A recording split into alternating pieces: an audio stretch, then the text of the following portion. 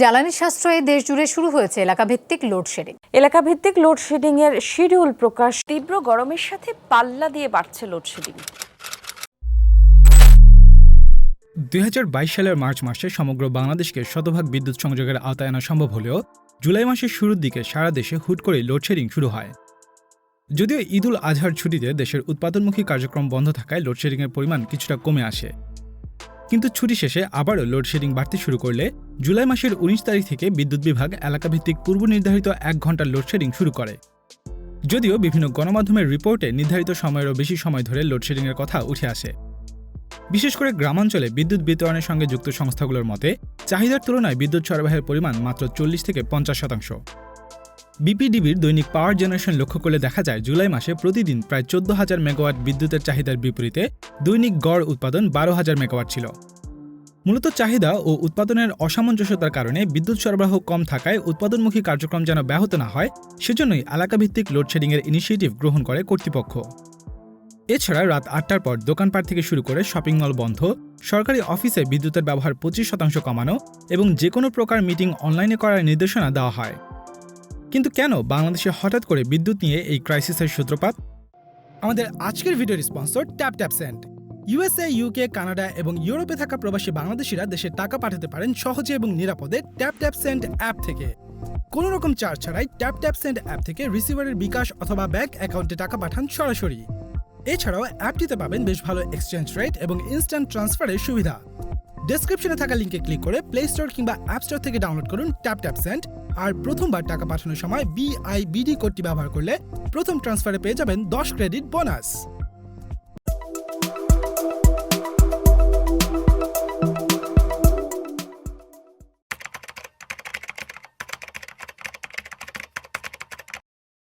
(২০০৯ সালে বাংলাদেশে মোট বিদ্যুৎ কেন্দ্রের সংখ্যা ছিল ২৭টি এবং প্রায় ৫,০০০ মেগাওয়াট বিদ্যুৎ উৎপাদন সক্ষমতা ছিল। গত এক যুগেরও বেশি সময়ে দেশের বিদ্যুৎ কেন্দ্রের সংখ্যা বেড়ে দাঁড়িয়েছে ১৫৩ এবং এখনও বেশ কয়েকটি বিদ্যুৎ কেন্দ্র নির্মাণের কাজ চলছে, যার প্রেক্ষিতে বর্তমান বিদ্যুৎ উৎপাদন সক্ষমতা দাঁড়িয়েছে ২৫,৭০০ মেগাওয়াটে।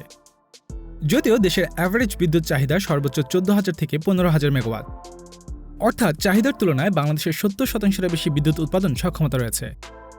মাত্র এক যুগের ব্যবধানে বিদ্যুৎ উৎপাদন ক্যাপাসিটি এত বাড়ানোর ক্ষেত্রে সবচেয়ে উল্লেখযোগ্য ভূমিকা রেখেছে কুইক রেন্টাল পদ্ধতিতে বেসরকারি পাওয়ার প্ল্যান্ট নির্মাণের সুযোগের কারণে। কিন্তু ক্যাপাসিটির চেয়ে কম চাহিদার কারণে সরকারকে প্রতি বছর হাজার হাজার কোটি টাকা ক্যাপাসিটি পেমেন্ট বাবদ পরিশোধ করতে হচ্ছে। অনেকেরই ধারণা এই ক্যাপাসিটি বাড়াতে গিয়ে সরকারকে যে ভর্তুকি দিতে হচ্ছে তাই বর্তমান বিদ্যুৎ পরিস্থিতির পেছনে দায়ী। যদিও সরকার যখন বাংলাদেশের বিদ্যুৎ ক্যাপাসিটি বাড়ানোর জন্য প্ল্যানিং করছিল, তখন প্রতি বছর যে হারে চাহিদা বাড়ার ফোরকাস্ট করা হয়েছিল আদতে সে হারে চাহিদা বাড়েনি। এর পেছনে অন্যতম একটি কারণ হচ্ছে টেকনোলজিক্যাল অ্যাডভান্সমেন্টের সাথে সাথে আমাদের বাসাবাড়িতে ব্যবহৃত ইলেকট্রিক্যাল অ্যাপ্লায়েন্স যেমন light, fan, TV, fridge, AC আগের চেয়ে অনেক বেশি বিদ্যুৎ সাশ্রয়ী। সময়ের সাথে সাথে এলইডি লাইট, ইনভার্টার, ফ্রিজ ও এসি টেকনোলজি সহজলভ্য হয়ে এসেছে। এছাড়া ক্যাপাসিটি বাড়ানোর জন্য কুইক রেন্টাল বিদ্যুৎ কেন্দ্রের অনুমোদন দিলেও সারা দেশকে জাতীয় গ্রিডের আন্ডারে আনার জন্য গত এক যুগে নতুন প্রায় ৬,০০০ কিলোমিটার ট্রান্সমিশন লাইন নির্মাণ করলেও তা পর্যাপ্ত নয়, যার কারণে ফোরকাস্ট অনুযায়ী সরকার বিদ্যুৎ উৎপাদন সক্ষমতা বাড়ালেও চাহিদা সে হারে বাড়েনি। তবে সরকার সারা দেশ জুড়ে বিভিন্ন ইকোনমিক জোন এবং ইন্ডাস্ট্রিয়াল ডেভেলপমেন্টের প্রতি ফোকাস বাড়িয়েছে। এছাড়াও রাস্তাঘাটে ইলেকট্রিক গাড়ি ও বাস চলাচল বাড়ানোর পরিকল্পনাও চলছে, যার প্রেক্ষিতে খুব শীঘ্রই বাংলাদেশে বিদ্যুতের চাহিদা বাড়তে শুরু করবে এবং সরকার কুইক রেন্টালের পরিবর্তে সরকারিভাবেই বেশ কিছু উচ্চ উৎপাদন ক্ষমতা সম্পন্ন পাওয়ার প্ল্যান্ট নির্মাণের জন্য কাজ করছে। প্রথম আলোর একটি তথ্যসূত্রে বাংলাদেশের বর্তমান বিদ্যুৎ উৎপাদন ব্যাহত হওয়ার পেছনে গ্যাসের অভাবই মূল কারণ। বিদ্যুৎ উৎপাদন ব্যাহত হয় দেশের উৎপাদনমুখী কলকারখানাগুলো যেন বন্ধ না হয়ে যায়, সেজন্য বিদ্যুতের ঘাটতি কমাতে কর্তৃপক্ষকে এলাকাভিত্তিক লোডশেডিংয়ের স্কেডিউল করতে হয়েছে। পেট্রোবাংলার একটি তথ্যসূত্রে বাংলাদেশে মোট ১১৩টি গ্যাস ক্ষেত্র থেকে দৈনিক সরকারি ও বিদেশি প্রতিষ্ঠান এবং আমদানি মিলিয়ে মোট ৩,৭৬০ মিলিয়ন ঘনফুট গ্যাস উৎপাদনের সক্ষমতা রয়েছে। যদিও জুলাইয়ের ২১ তারিখে সবগুলো সোর্স থেকে উৎপাদন করা হয়েছিল ২,৭৭৪ মিলিয়ন ঘনফুট। এর মধ্যে দেশীয় প্রতিষ্ঠানগুলো উৎপাদন ক্ষমতার চেয়ে ২৮৬ মিলিয়ন ঘনফুট কম উৎপাদন করেছে। অন্যদিকে বিদেশি প্রতিষ্ঠানগুলো ১৬১৫ মিলিয়ন ঘনফুট উৎপাদন ক্যাপাসিটির বিপরীতে ১২৯ মিলিয়ন ঘনফুট কম উৎপাদন করেছে। এদিকে আমদানিকৃত তরলীকৃত প্রাকৃতিক গ্যাস বা এলএনজির মাধ্যমে প্রতিদিন ১,০০০ মিলিয়ন ঘনফুটের চাহিদা মেটানোর কথা থাকলেও সরবরাহ ছিল অর্ধেকেরও কম। বাংলাদেশের বিদ্যুৎ উৎপাদনে দৈনিক 2252 মিলিয়ন ঘনফুট গ্যাসের চাহিদা থাকলেও একই সময়ে বিদ্যুৎ কেন্দ্রগুলোকে সাপ্লাই দেওয়া হয়েছে মাত্র 1035 মিলিয়ন ঘনফুট গ্যাস। চাহিদা অনুযায়ী গ্যাস সরবরাহ বৃদ্ধির পরিবর্তে কমে যাওয়ার পেছনে মূল কারণ হচ্ছে এশিয়ান স্পট মার্কেটে এলএনজির দাম বেড়ে যাওয়া। ব্লুমবার্গের একটি রিপোর্ট অনুযায়ী 2022 সালের ফেব্রুয়ারি মাসে রাশিয়া ইউক্রেন যুদ্ধ শুরু হলে সারা বিশ্বে জ্বালানির মূল্য বাড়তে থাকে। ফেব্রুয়ারির মাঝামাঝিতে যেখানে এশিয়ান স্পট মার্কেটে প্রতি MMBTU এলএনজির দাম যেখানে ছিল $22, তা মার্চ মাসের শুরুর দিকে বেড়ে $85 পৌঁছায়। মে মাস থেকে আবার দাম কমে প্রতি MMBTU $20 নেমে আসলেও জুন মাসের মাঝামাঝি সময় থেকে তা আবার বাড়তে শুরু করে এবং জুলাই মাস শেষে তা $50 ছাড়িয়ে যায়। বাংলাদেশ বেশ লম্বা সময় ধরে কন্ট্রাকচুয়াল বেসিসে কাতার গ্যাস এবং ওমান ট্রেডিং ইন্টারন্যাশনাল থেকে প্রতি MMBTU $11.5 দরে ইম্পোর্ট করে আসছিল। 2020 সালের সেপ্টেম্বর মাস থেকে বাংলাদেশ স্পট মার্কেট থেকেও এলএনজি ইম্পোর্ট শুরু করে। মূলত দামের এই তারতম্যের কারণে দেশের দৈনিক চাহিদা অনুযায়ী এলএনজি আমদানি করতে পারছে না বাংলাদেশ। কেননা বেশি দামে এলএনজি আমদানি করলে তা দেশের ফরেন রিজার্ভে চাপ সৃষ্টি করবে, যার কারণে বাংলাদেশ স্পট মার্কেট থেকে গ্যাস কেনা বন্ধ করেছে জুন থেকেই। রাশিয়া ইউক্রেন যুদ্ধের কারণে বৈশ্বিক ইনফ্লেশনের প্রভাবে বাংলাদেশের ফরেন রিজার্ভ ইতোমধ্যে $40 বিলিয়ন নিচে নেমে এসেছে, যা 2021 সালের ডিসেম্বর মাসেও ছিল $46 বিলিয়ন বেশি। যেহেতু বাংলাদেশ প্রয়োজন অনুযায়ী এলএনজি আমদানি করতে পারছে না, তাই দেশের গ্যাস ভিত্তিক বেশ কিছু বিদ্যুৎ কেন্দ্র বর্তমানে বন্ধ রয়েছে। এলএনজির পাশাপাশি বিশ্ববাজারে ক্রুড অয়েলের দামও বেড়ে যাওয়াতে সংশ্লিষ্ট কর্তৃপক্ষ বর্তমানে দেশের সকল ডিজেল চালিত বিদ্যুৎ কেন্দ্রগুলো বর্তমানে বন্ধ রেখেছে। যদিও দেশে প্রতিদিন যে পরিমাণে গ্যাস উৎপাদন করা হয় তা দিয়ে দেশের সকল গ্যাস ভিত্তিক বিদ্যুৎ কেন্দ্রের চাহিদা মেটানো সম্ভব, কিন্তু বাংলাদেশে বিদ্যুৎ উৎপাদন ছাড়াও প্রাকৃতিক গ্যাস বাসাবাড়ি থেকে শুরু করে বিভিন্ন ইন্ডাস্ট্রিয়াল কাজেও ব্যবহার করা হয়। শুধুমাত্র বিদ্যুৎ কেন্দ্রগুলোর চাহিদা পূরণ করতে গেলে উৎপাদনমুখী কাজে গ্যাসের সাপ্লাই বন্ধ হয়ে যাবে, যা দেশের অর্থনীতিতে বিরূপ প্রভাব ফেলবে। গ্যাস ও তেল ছাড়াও বাংলাদেশের বিদ্যুতের আরেকটি গুরুত্বপূর্ণ সোর্স হচ্ছে কয়লাভিত্তিক বিদ্যুৎ কেন্দ্র। বড়পুকুরিয়ায় কয়লাভিত্তিক তাপ বিদ্যুৎ কেন্দ্রের 3টি ইউনিট থেকে মোট 525 মেগাওয়াট বিদ্যুৎ উৎপাদন করা গেলেও কয়লা সংকটের কারণে কেন্দ্রটি থেকে মাত্র 200 মেগাওয়াট বিদ্যুৎ উৎপাদন করা যাচ্ছে। মূলত বড়পুকুরিয়ার 1310 নম্বর কূপের কয়লা শেষ হয়ে যাওয়ায় মে মাসের শুরু থেকে খনিটি থেকে কয়লা উৎপাদন বন্ধ আছে। উৎপাদনের জন্য এই কূপ থেকে 1306 নম্বর কূপে মেশিনারিজ স্থানান্তর ও মাইনিংয়ের জন্য কূপটি রেডি করতে প্রায় 3.5 মাস সময় প্রয়োজন। এই সময়ে মজুতকৃত কয়লা থেকেই বিদ্যুৎ কেন্দ্রটি বিদ্যুৎ উৎপাদন করছে। বিদ্যুৎ কেন্দ্রটি থেকে 200 মেগাওয়াট বিদ্যুৎ উৎপাদন করতে প্রতিদিন 2000 মেট্রিক টন কয়লা লাগছে। অন্যদিকে বর্তমানে বড়পুকুরিয়ায় মাত্র 80 থেকে 90 হাজার মেট্রিক টন কয়লা মজুদ রয়েছে, যা থেকে 40 দিন বিদ্যুৎ উৎপাদন করা যাবে। তবে পুরোদমে বিদ্যুৎ উৎপাদন করা হলে এই মজুতকৃত কয়লা থেকে মাত্র 15 থেকে 18 দিন বিদ্যুৎ উৎপাদন করা সম্ভব। বাংলাদেশের বর্তমান বিদ্যুৎ সমস্যার পেছনে মূল ইস্যুটি হচ্ছে এনার্জি ক্রাইসিস। ভবিষ্যতে বিদ্যুৎ উৎপাদন সহ দেশের চাহিদা অনুযায়ী পর্যাপ্ত জ্বালানি সরবরাহ নিশ্চিত করা, অর্থাৎ দেশের এনার্জি সিকিউরিটি নিয়ে দীর্ঘমেয়াদী পরিকল্পনা করা জরুরি।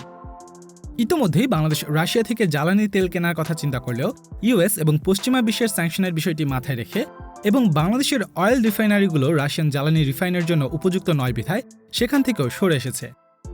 এক্ষেত্রে বাংলাদেশ ভারতীয় সাহায্য নেওয়ার চেষ্টা করতে পারে, যেখানে G2G মডেলে ভারতের মাধ্যমে রাশিয়া থেকে পরিশোধিত তেল ইম্পোর্ট করতে পারে। তবে এতে করে বাংলাদেশের উপর পশ্চিমা দেশগুলোর স্যাংশন আসতে পারে, যা বাংলাদেশের গার্মেন্টস সেক্টরের জন্য ক্ষতিকর প্রভাব ফেলবে। এমন অবস্থায় বাংলাদেশের জন্য সবচেয়ে সেফ অপশন হচ্ছে মধ্যপ্রাচ্যের তেল ও গ্যাস উৎপাদনকারী বন্ধু রাষ্ট্রের সাথে আরও বেশি পরিমাণে জ্বালানি আমদানির লং টার্ম কন্ট্রাক্ট সাইন করা। এতে করে বাংলাদেশ যেমন স্পট মার্কেটের চেয়ে কম দামে জ্বালানি আমদানি করতে পারবে, ঠিক তেমনি ভবিষ্যতে গ্লোবাল মার্কেটে জ্বালানির দাম নিয়ে ক্রাইসিস হলেও বাংলাদেশ তা থেকে নিরাপদই থাকতে পারবে। এছাড়া আমদানিকৃত জ্বালানির মজুদ ক্যাপাসিটিও বাড়ানোর জন্য ইনিশিয়েটিভ নেওয়া উচিত। বাংলাদেশে বেশ কিছু তাপবিদ্যুৎ কেন্দ্র এখনও নির্মাণাধীন। এগুলোর মধ্যে রামপাল বিদ্যুৎ কেন্দ্রটির প্রথম ইউনিটের বাণিজ্যিক উৎপাদন শুরু হওয়ার সম্ভাব্য সময় 2022 সালের অক্টোবর মাসে এবং দ্বিতীয় ইউনিটের বিদ্যুৎ উৎপাদন শুরু হবে 2023 সালের ফেব্রুয়ারি মাস থেকে। অন্যদিকে ঢাকার সাথে সরাসরি সঞ্চালন লাইন তৈরি না হয় এখনও পুরোদমে উৎপাদনে যেতে পারেনি পায়রার 1320 মেগাওয়াট উৎপাদন ক্ষমতা সম্পন্ন দেশের সবচেয়ে বড় কয়লাভিত্তিক বিদ্যুৎ কেন্দ্রটি। যদিও বিকল্প উপায় ব্যবহার করে কেন্দ্রটি দৈনিক 900 থেকে 1000 মেগাওয়াট সরবরাহ করছে। এই তাপ বিদ্যুৎ কেন্দ্রগুলোর কাজ নির্ধারিত সময়ের মধ্যে শেষ করার উপর জোর দিতে পারে সরকার। এছাড়াও দেশের কয়েকটি বিদ্যুৎ কেন্দ্র সংস্কারের কাজ চলছে বিধায় সেগুলো থেকেও বিদ্যুৎ উৎপাদন করা যাচ্ছে না। এই কেন্দ্রগুলোর সংস্কার কার্যক্রম দ্রুততার সাথে শেষ করার জন্য কাজ করতে পারে সরকার। এছাড়া ভারতের আদানি বিদ্যুৎ কেন্দ্র থেকে 2022 সালের ডিসেম্বর মাসে 748 মেগাওয়াট বিদ্যুৎ সরবরাহ শুরু হতে পারে, যা দেশের তেল ও গ্যাসের মজুদের উপর আসা চাপ কমাতে সাহায্য করবে। তবে অদূর ভবিষ্যতে এ ধরনের ক্রাইসিস এড়াতে বাংলাদেশের দীর্ঘমেয়াদী প্ল্যানে পরিবর্তন আনতে হবে। 2016 সালে জাইকার সহায়তায় বাংলাদেশ সরকার একটি মাস্টার প্ল্যান তৈরি করে, যা পাওয়ার সিস্টেম মাস্টার প্ল্যান 2016 হিসেবে পরিচিত। এই মাস্টার প্ল্যান মূলত বাংলাদেশ সরকারের ভিশন 2041 এর একটি অংশ, যেখানে 2041 সালের মধ্যে বাংলাদেশের বিদ্যুৎ উৎপাদন 60,000 মেগাওয়াটে উন্নীত করার লক্ষ্য নির্ধারণ করা হয়েছে। এই প্ল্যানে বাংলাদেশের মোট বিদ্যুৎ উৎপাদনের 35% গ্যাস এবং 35% কয়লাভিত্তিক করার পরিকল্পনা করা হয়। কিন্তু এতে করে বাংলাদেশের এনার্জি সিকিউরিটি ভবিষ্যতে আরও বড় হুমকির মুখে পড়বে। এদিকে বিশ্বব্যাপী 2050 সালের মধ্যে গ্রিনহাউস গ্যাসের ইফেক্ট কমাতে প্রাকৃতিক জ্বালানির উপর নির্ভরতা কমিয়ে রিনিউয়েবল এনার্জির প্রতি জোর দেওয়া হচ্ছে। বাংলাদেশের উচিত 2016 সালের পাওয়ার সিস্টেম মাস্টার প্ল্যানে পরিবর্তন এনে রিনিউয়েবল, বিশেষ করে সোলার এবং উইন্ড পাওয়ার নির্ভর বিদ্যুৎ কেন্দ্রের উপর নির্ভরশীলতা বাড়ানো। এতে করে ভবিষ্যতে দেশের বিদ্যুৎ উৎপাদনের জন্য অন্য কোনো রাষ্ট্রের তেল বা গ্যাসের উপর নির্ভরশীলতা অনেকাংশে কমাতে সক্ষম হবে বাংলাদেশ। এছাড়া বাংলাদেশের যে সকল রিসোর্স রয়েছে সেগুলো ব্যবহার করে বিদ্যুৎ উৎপাদনের দিকে সরকারের বেশি নজর দিতে হবে। এতে করে বিদ্যুৎ উৎপাদনের নির্ভরশীলতা বাংলাদেশের জন্য অনেকাংশেই কমে আসবে। এর পাশাপাশি যেহেতু প্রাকৃতিক জ্বালানি একটা সময় শেষ হয়ে যাবে, সেহেতু বাংলাদেশকে এখন থেকেই নবায়নযোগ্য জ্বালানির প্রতি বেশি ফোকাস করতে হবে।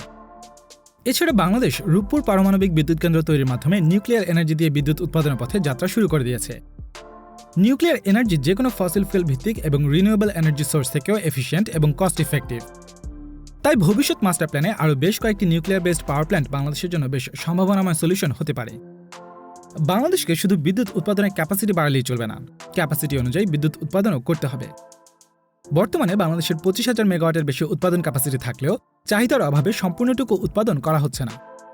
কিন্তু এই অতিরিক্ত ক্যাপাসিটির কারণে বাংলাদেশ সরকারকে প্রতি বছর কয়েক হাজার কোটি টাকা ভর্তুকি দিতে হচ্ছে, যা এক্সপেন্ডিচার হলেও এর এগেইনস্টে কোনো রেভিনিউ সোর্স নেই।